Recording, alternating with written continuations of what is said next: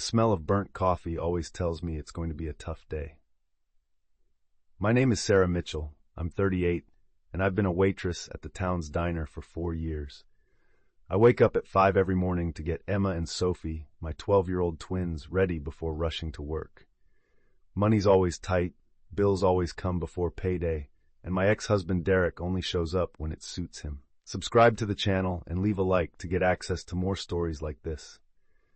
That Tuesday morning started like any other, but it ended up completely changing my life. I was serving coffee to Mr. Henderson when my phone rang. It was Dr. Martinez from the hospital. Dad had a heart attack overnight. When I got there, it was already too late. Robert Mitchell, my father, had passed away at 68, leaving behind only memories of a hard-working man who always fought to support his family. The funeral was small, just like he would have wanted. My brothers Michael and Victoria arrived in their imported cars, dressed in expensive clothes, talking business even then. Michael is 42 and works in tech export. Victoria, 40, is a real estate agent and always made sure to remind me that I was the only one in the family who didn't make it in life. They barely looked at Emma and Sophie, who lost the grandpa who used to take them fishing on Sundays. A week later, lawyer Michael Reeves called us for the will reading. Dad had left a few $1,000s for each of his children, but there was something special for me. He left me the Estrella gas station, that old property on the edge of town he bought about 15 years ago. The place had been closed for months, with rusty pumps and peeling paint. Michael laughed when the lawyer finished reading. "Seriously, Dad left this junkyard to Sarah? How ironic." Victoria shook her head, faking pity. "Poor thing, she'll have to spend a fortune just to demolish it. They offered me 25 grand to sell them my share of the inheritance. It's more than the place is worth, Sarah. Take it and use the money to put the girls in private school." But the lawyer handed me a letter Dad had written especially for me. In it, he said the station wasn't just a business, it was a legacy, that I should visit it carefully and pay attention before making any decisions. "Mi niña querida," he wrote in Spanish, "some more valuable things are hidden where we least expect them. Trust your heart." The following Saturday, I took Emma and Sophie to the station. The girls complained about the musty smell and dusty windows, but I felt like I needed to understand what Dad meant. We started cleaning the small office in the back. Among old papers and yellowed receipts, Sophie found some books in a strange language. Emma discovered a drawer that had been stuck for years. When I finally managed to open the drawer, I found a small bronze key, unlike any key I'd ever seen. Along with it, there was a paper with Dad's handwritten numbers, 372915.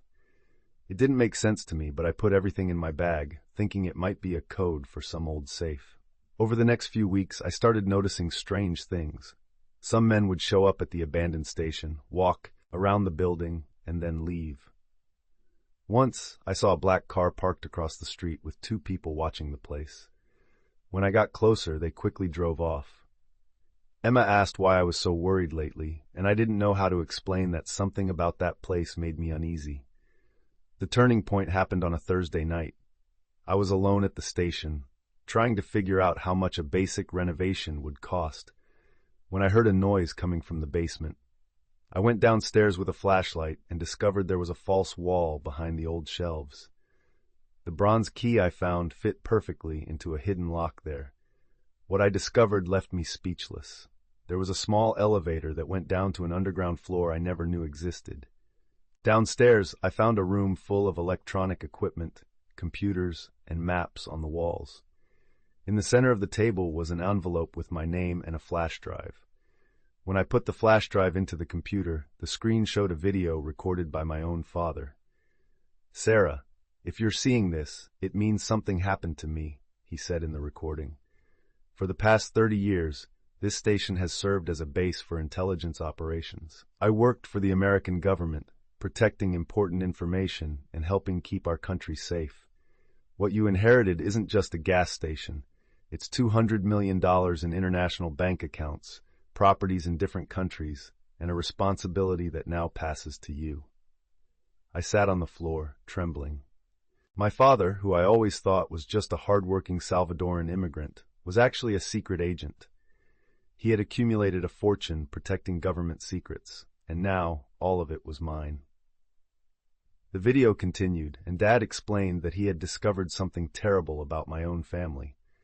For years, he quietly investigated Michael and Victoria's activities, suspecting they were involved in illegal businesses. What he found was worse than he imagined. Michael was using his tech export company to sell military equipment to countries under American embargo. He faked origin documents and used shell companies to hide the transactions. Victoria, in turn, was laundering money through her real estate sales. She bought properties with dirty money from criminal organizations, superficially renovated the properties, and resold them to legitimate investors at inflated prices. The scheme had been going on for at least 5 years, and she had moved over $50 million this way. But the most shocking revelation was yet to come. Derek, my ex-husband, had remarried Stephanie, a woman he met at a business conference. What no one knew was that Stephanie was a foreign intelligence agent working for a country Dad didn't name in the video. She deliberately got close to Derek, trying to get information about our family after she found out about the operations at the station. "Sarah," Dad said in the video, "your siblings don't know about my real work, but they represent exactly the kind of corruption I spent my life fighting. And this woman who married Derek is trying to find out our family secrets. That's why I chose you to continue my mission. You were always the only one in the family with true values." I shut down the computer and climbed the stairs with shaky legs. I needed to process all of it.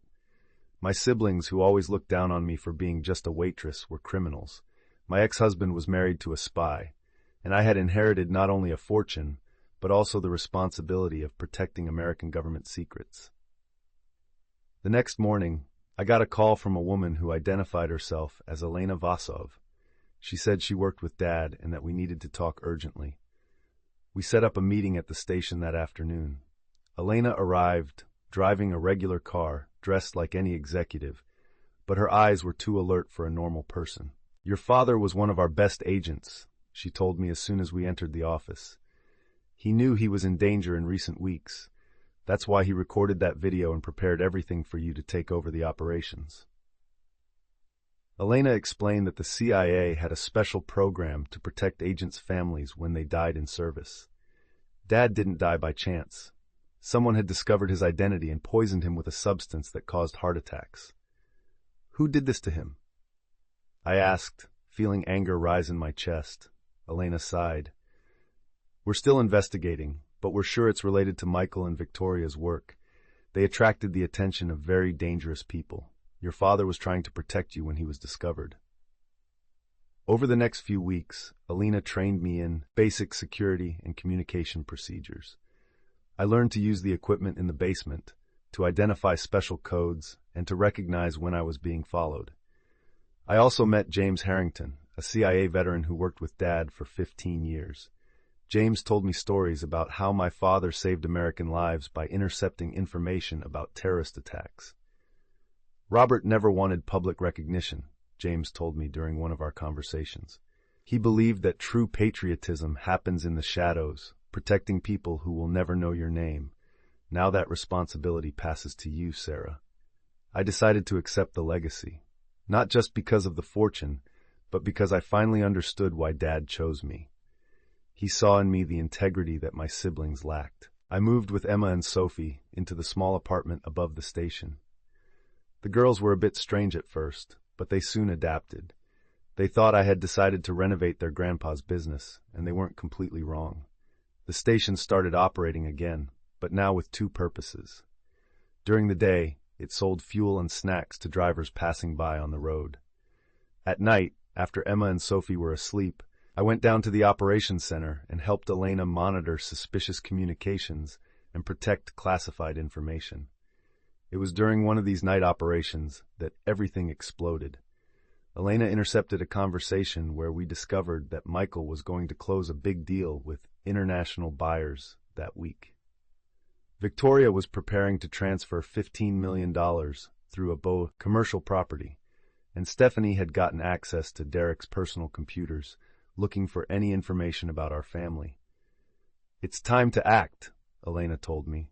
We have enough evidence to arrest all of them, but we need to do it simultaneously, so one doesn't alert the others. She coordinated with other FBI and CIA teams for an operation that would take place the following Friday. That morning, I woke up earlier than usual. I took Emma and Sophie to school as always, but this time with discreet escort. Elena was sure Stephanie would try to use my daughters as a bargaining chip if she found out we were investigating her.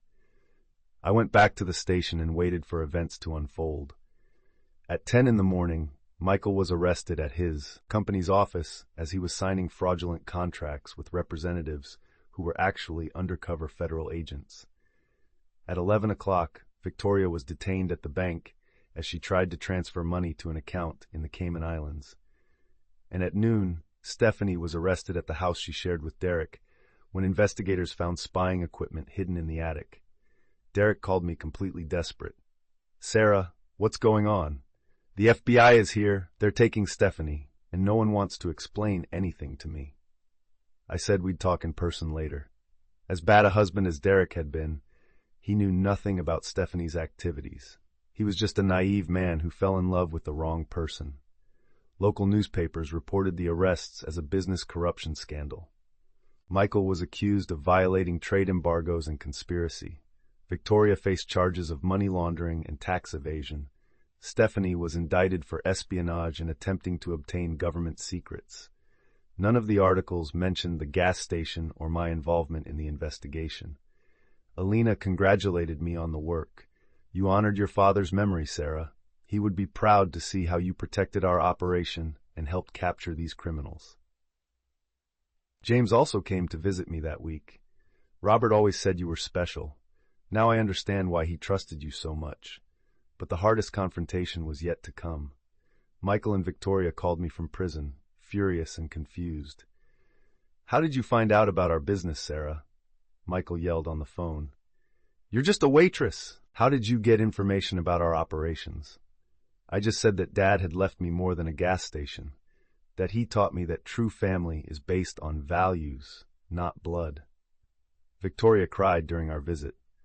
"I'm sorry, sister. I spent years treating you badly because I thought you were a failure. Now I realize I'm the one who failed as a person." She asked me about Emma and Sophie, if they were okay, if they had everything they needed.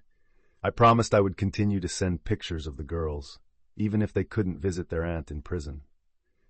I kept up those visits because family is complicated. Michael and Victoria committed serious crimes and deserved the consequences, but they were still my siblings.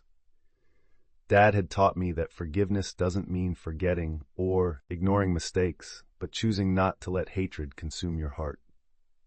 2 years after taking over the station, I received a special call from Elena. "Sarah, we have a proposal for you. The government wants to expand the Cultural Heritage Protection Program. They want you to train other agents and coordinate regional operations. It would be a significant promotion." I thought carefully about the offer. It meant more responsibility, more travel, and maybe less time with Emma and Sophie.